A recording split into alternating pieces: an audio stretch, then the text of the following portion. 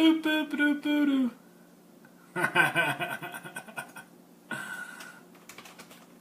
no worries. Alright. So, tying up. Oh, boop. Yep, starting a new one.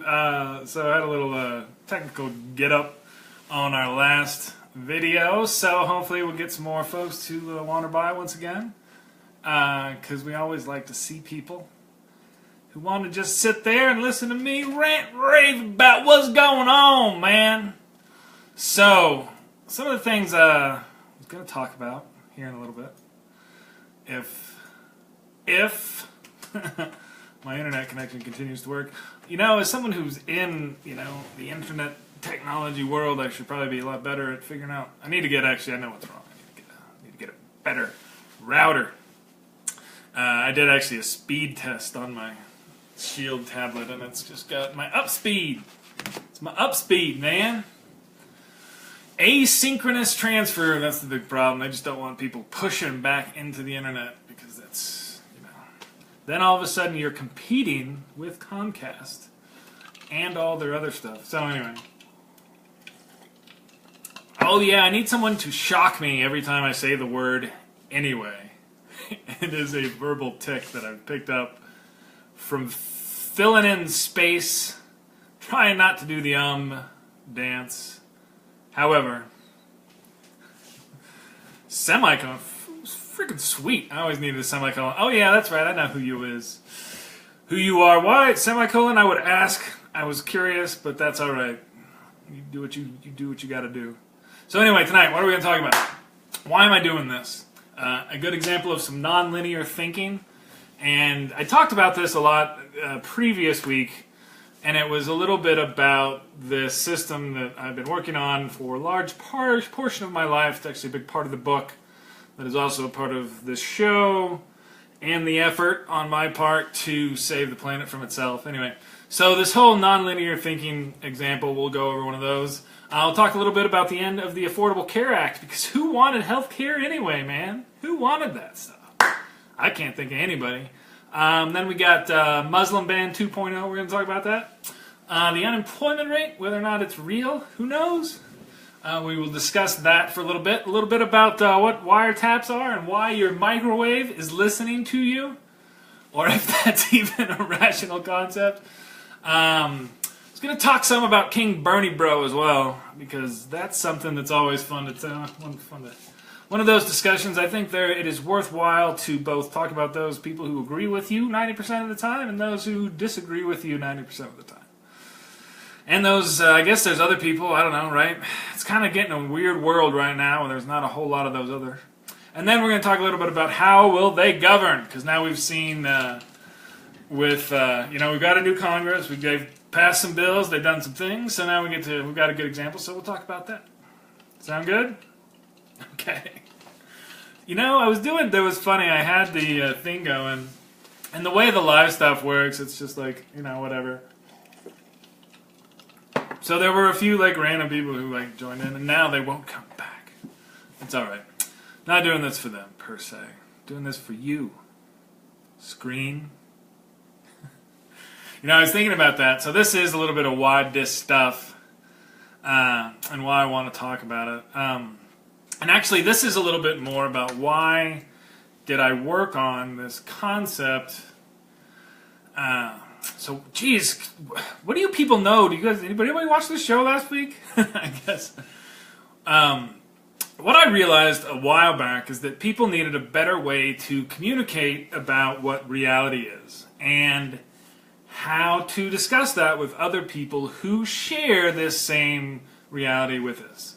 And what I was finding through my discussions through a lot of different ways that our spoken communication, like this normal speaking written language as well, is often too imprecise in a lot of ways to effectively communicate certain concepts in a way that furthers the conversation.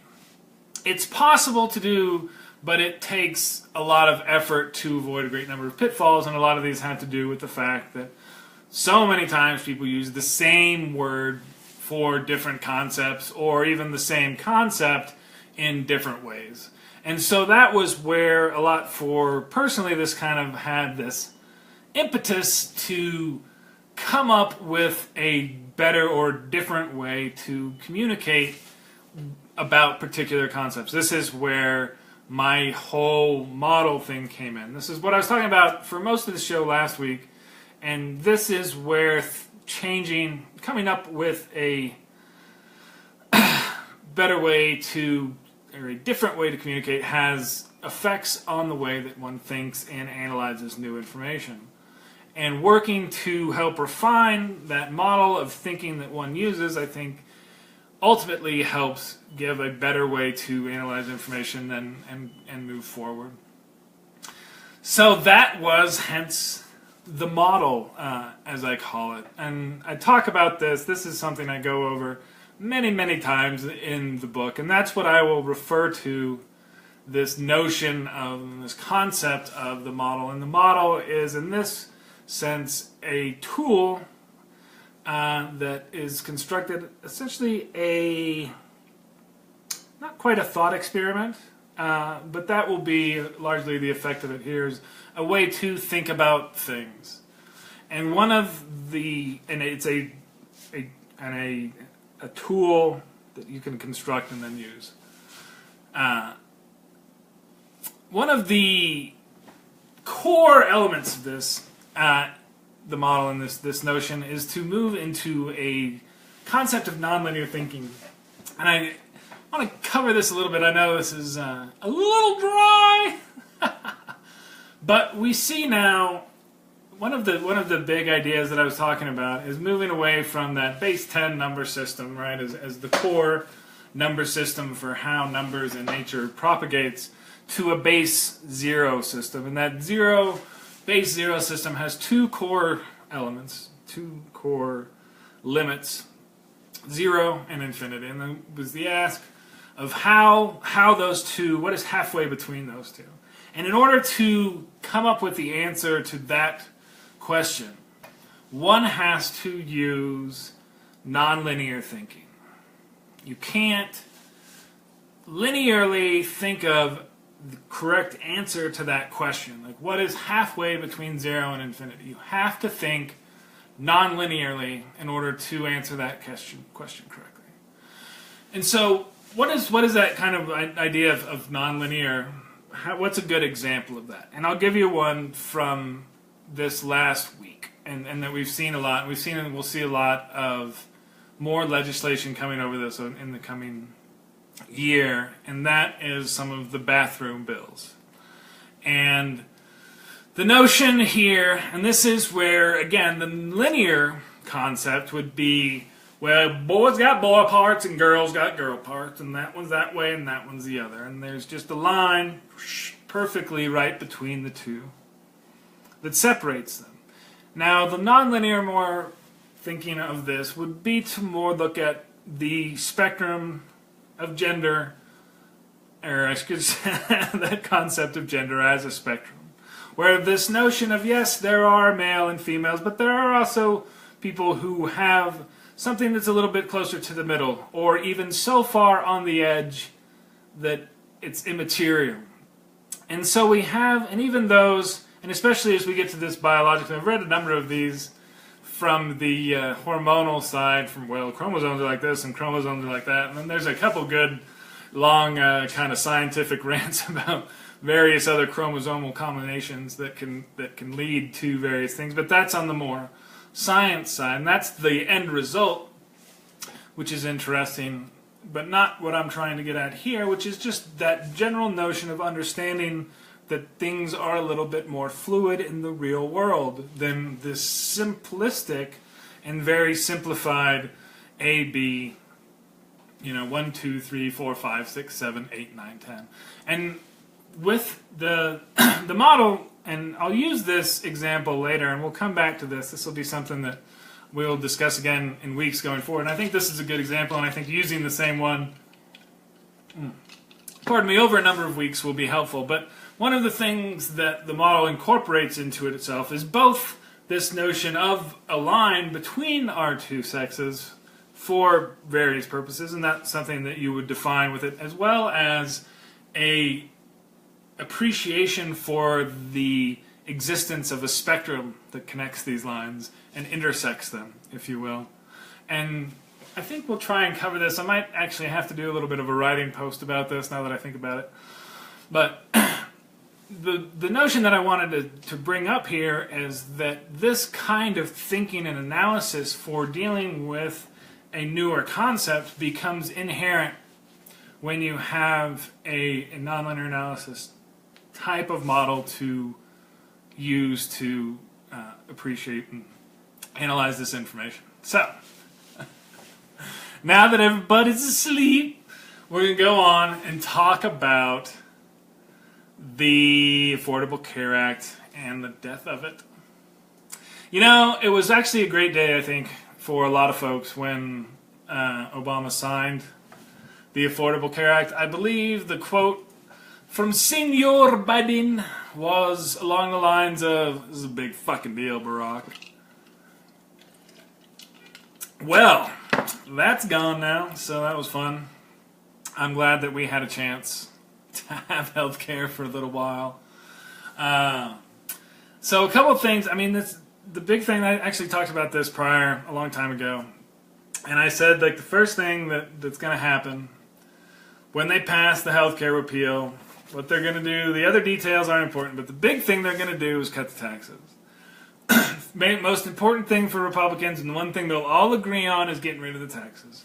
They're not going to agree on the other parts, and so they're going to cut the taxes first. And so that's the biggest, first, unquestioned thing that happens. It's a big tax cut for wealthy people. And it's, again, this is one of the things that happened when it passed, and why there was certain opposition, and why there was some of that opposition was silenced, was saying, look, guys, you've had a great run. You've made tons and tons of money. Now it's time to pay back a little bit.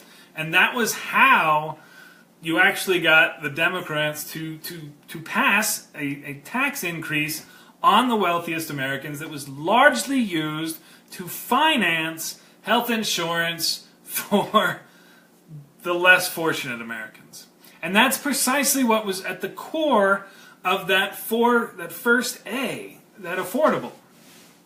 You know, in order for things to be affordable, you have to pay for them. And in order for a country to pay for things, in order for it to be affordable for everyone, everyone has to pay for it. And so the way that it was largely paid for was a 3.8% tax on capital gains over $400,000 for a couple, or $250,000 for an individual, and an additional 0.9% surcharge on Medicare for the same kind of stuff. So 4.7%. Now, that's a fairly large tax. Now, if you think about that on 4.7%, say if you got $1 million, right? 4.7% on $1 million is $47,000. Right? That's actually, you know, if you have $1 million and you can get 4.7% return on that, and you can live off of $50,000 a year, you're good forever. But that's how much the taxes were increased under the ACA in order to help finance this. So they dropped those taxes. So immediately all the financing for everybody drops. So all that money, so they dropped that. So they changed the idea, and a lot of the stuff in the way they've changed. I'm not going to go into a real technical analysis of the Republicans' bill because they hid it for so long.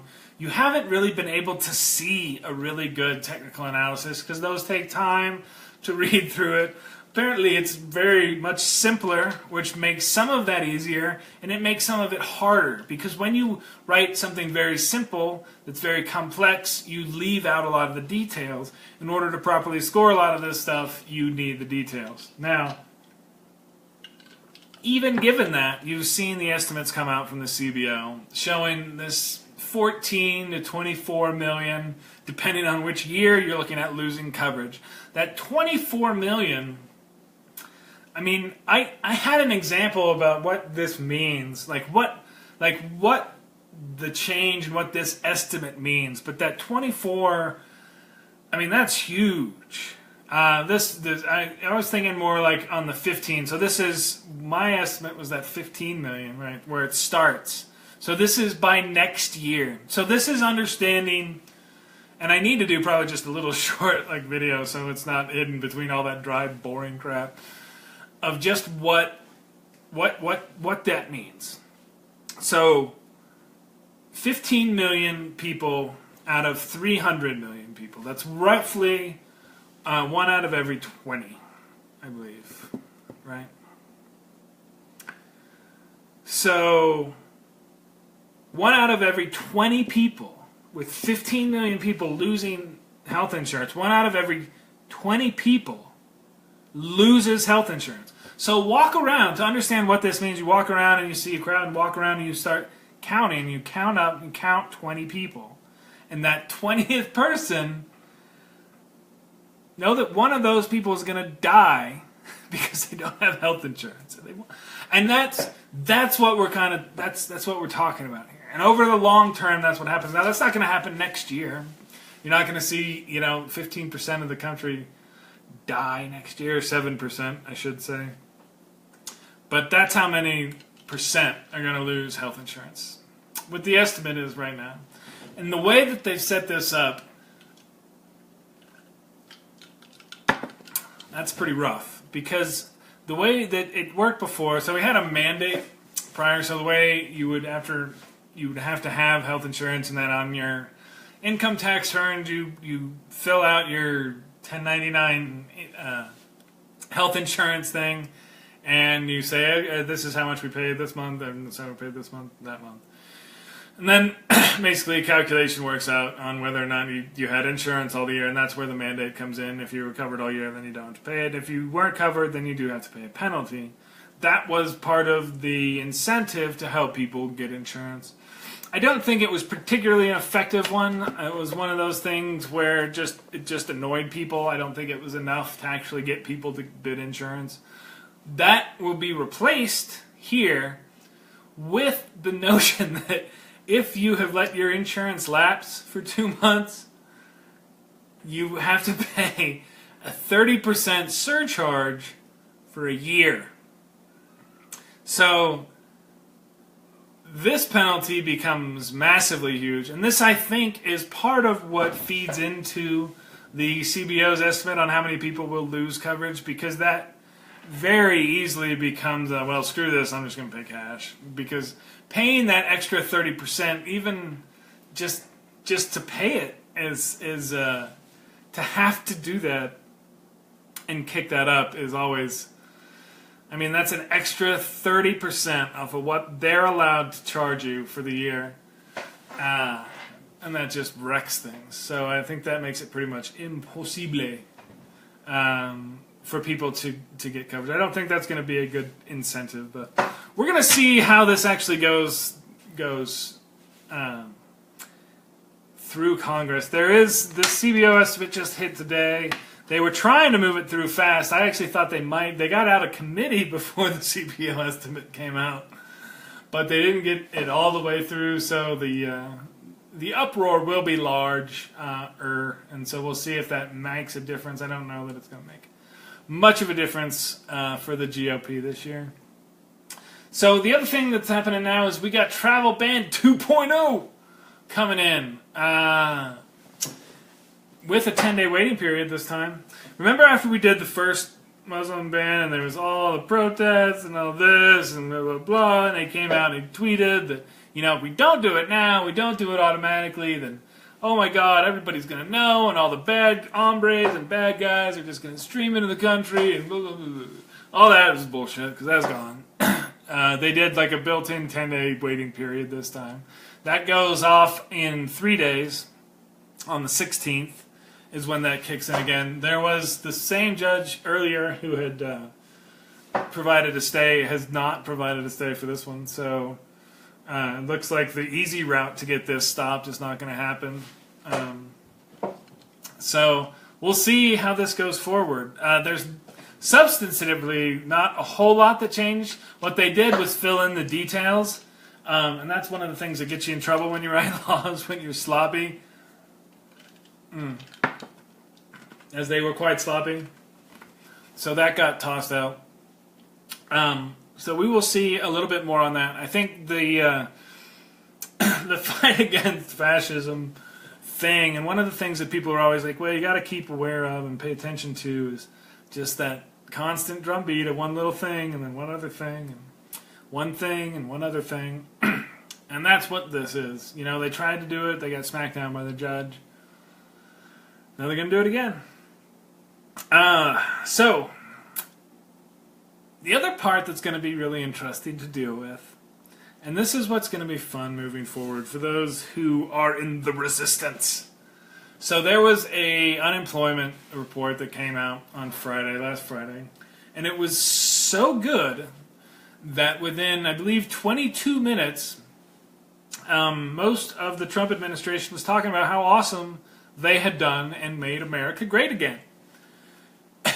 And this is so the funny part about that 22 minutes is there's actually a federal regulation, and you know how those go nowadays.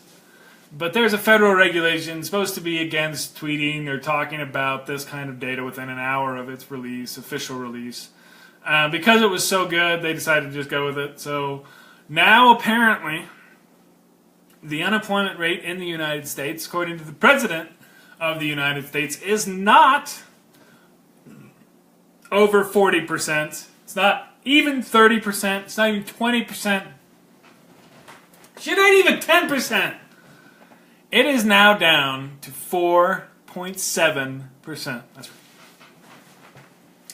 He made it great again. He made it great again. We're now down 4.7%, man. Can you even believe an unemployment rate that low? I mean, that's like, if you can't find a job now, I mean, right? Sure, it's actually been like that roughly about a year, but, you know, whatever. Now that Trump is president, it's real.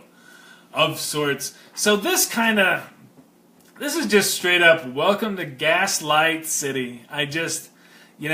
Population, this thing where you laugh, and I posted, the Daily Show did a great just laughing about this. Ha ha ha!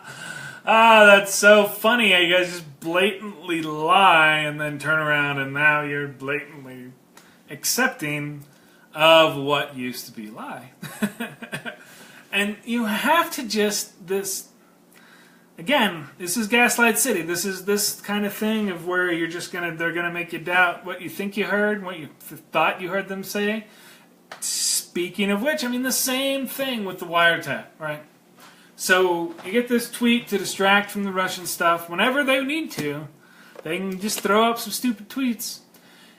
Oh, we were wiretap, man. That's how they know all this stuff and blah, blah, blah. What do you mean by wiretap? Well, microwaves are wiretapping you. So now, I guess according to Dave, the story is that there were quotes around the president's tweet of that word accusing the former president of wiretapping him, which apparently wiretapping now means just listening at some point to what somebody has to say.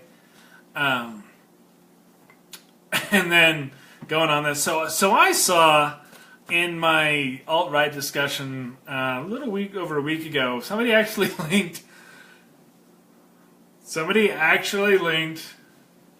can I say this? Because this is real and it makes me feel like kind of a crazy person to say this. Somebody actually linked to Rush Limbaugh to try and justify something that President Trump had said as being true. And that was about this notion that the Trump campaign was being wiretapped.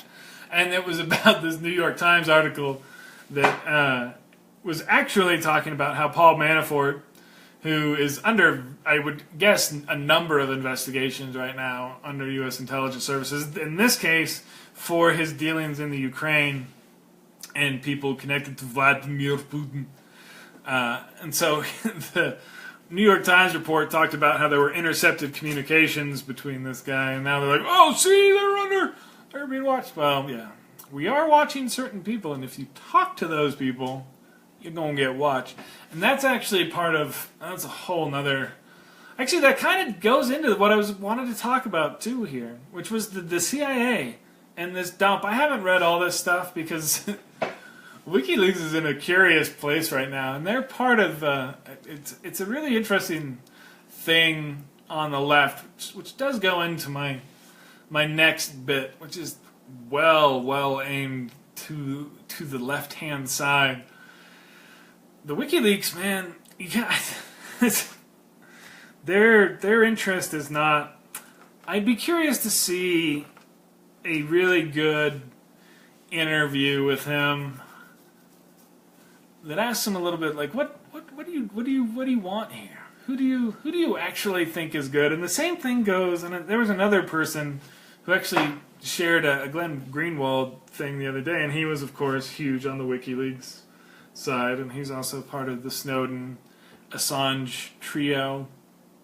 And it's really been interesting because one of the international aspects of the internet comes into play here, because you have some discussion about these folks and what they've done and the secrets that they're sharing. And the issue here is, as Americans, if you were to share this information, these notions of being a traitor and those become real. But as a foreign citizen sharing information that, at least according to the people whose job it is to keep people safe, makes people less safe, you start to run into some serious questions. So, but we're at that point as well, right? For anybody who questions our current government and their desire and ability to keep the country safe, and which portions of it. So that kind of question filters into this entire notion of trust in all of our institutions, which continue to be degraded by a lot of this. And so what you see with the CIA discussion now, and everybody's talking about how their TVs and microwaves are listening to them, which of course just fuels into more paranoia. Which again, don't trust the media. What, you trust the media? Right. So who do you trust in this thing? It all breaks down if nobody trusts anyone. That's part of the issue. That's why we have aligned strongmen in charge, because the trust, again, breaks down. Let me give you a good example of why this continues to happen and what's part of hurting us. And this is my bit here about the King Bernie bro himself, Sean King. I'm going to read you this. This is from a rant that he had the other day. And he's talking about how the Democrats can't quite get it together. And this is the rant. And this is the paragraph. And he's talking about huge grass movements made up of millions and millions of people are fueling a fight for $15 minimum wage, fighting back against fossil fuels in the Dakota pipeline, fighting to end fracking, fighting to remove lobbyists from politics, fighting to end senseless wars and international violence, fighting for universal health care, fighting for legalization of marijuana, fighting for free college tuition, fighting against the systems of mass incarceration, and so much more. But mainstream Democrats aren't really a central part of any of those battles. And to be clear, wait, what? Hold on. Every single one of these is, okay, sorry. And serious donors, but corporate Democrats virtually ignore them. All right, so this kind of thing, this is one of those, super pure. This goes into, and again, this is one of the major themes for how you escape dystopias, is not think that there's some sort of perfect solution out there, that the perfect and the good hate each other, and unless you are perfect, you're not good. And this thing here where, and I've noticed this from a few different places, that there's nobody here, there's nobody on the left and what the Democrats stand for and what that. And I guess it was lost, and it was lost a little bit by some of the internet coming up, but the concept here is just having sane, rational government by smart people based on facts and reality. That's it. And the fact that is, nobody believes that it's even possible, I think, now. And that was kind of the sell, was this, efficient, rational government based on facts and reality. To me, that's all that I'm looking for, right? And that's all that I've ever actually kind of wanted, right? Just sane, rational governance based on facts and reality. And we don't have that, and that's what that's why I've, defaulted to be like, well, if you want that, you only have one party that you can really vote for. So maybe that's been kind of my issue, is that what excited me to the degree about the left is that they're not that particularly exciting, but exactly what they want to deliver is sane, rational government based in facts and reality. And that's where, like, you can't have, this like going through some of this list, like fighting against fossil fuels. Like, how can we stop fossil fuels? I mean, I understand the notion of dealing with global warming. Again, sane and rational policies based in facts and reality got to deal with global warming because it's a real thing. But just, you can be like, well, unless we have politicians that are against fossil fuels, we just can't support them. Come on, man. You'll never support anybody. And then fighting to end senseless wars and international violence. How the hell are you going to end international violence if you throw off the use of war?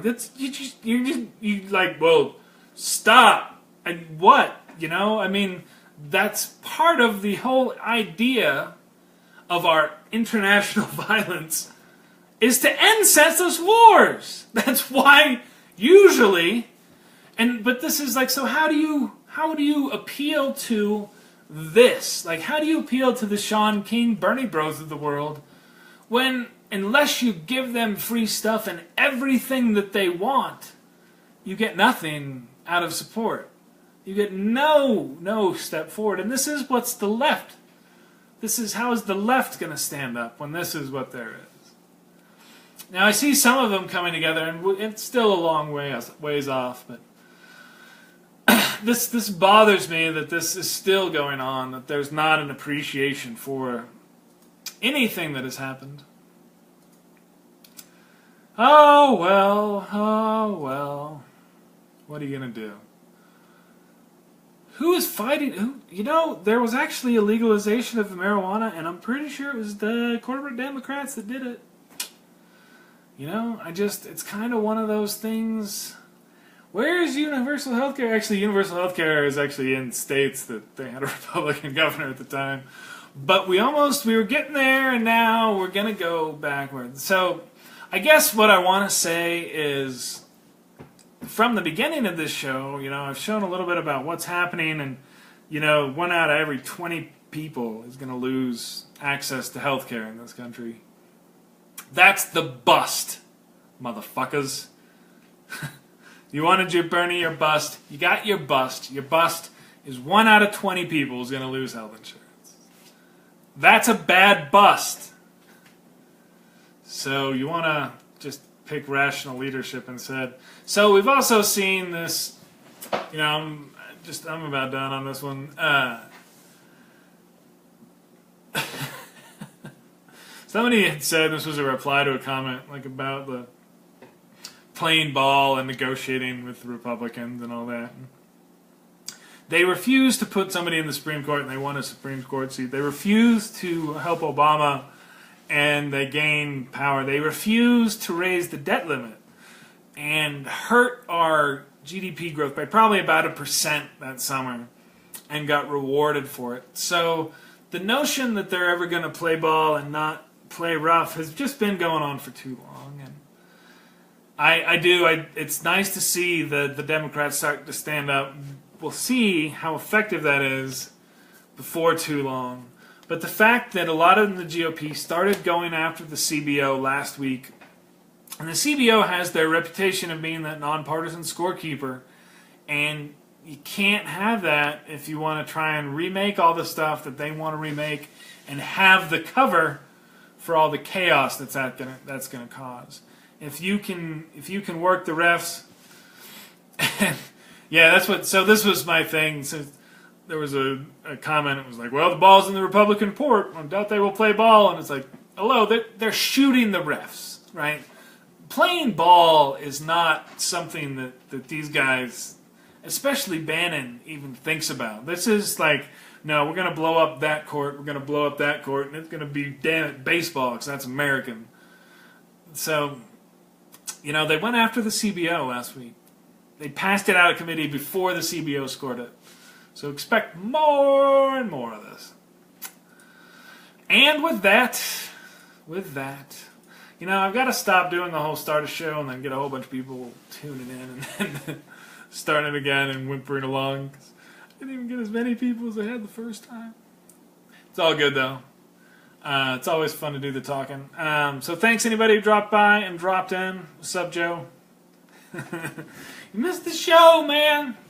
We're going to call it for this evening. So I'd like to thank everybody for joining in. And we'll try and do Sunday again next week. Get back on the regular schedule and get some of the website updated too. We're horrible about that. But anyway, thanks guys for tuning in. Peace out. And y'all have a good evening. Word up.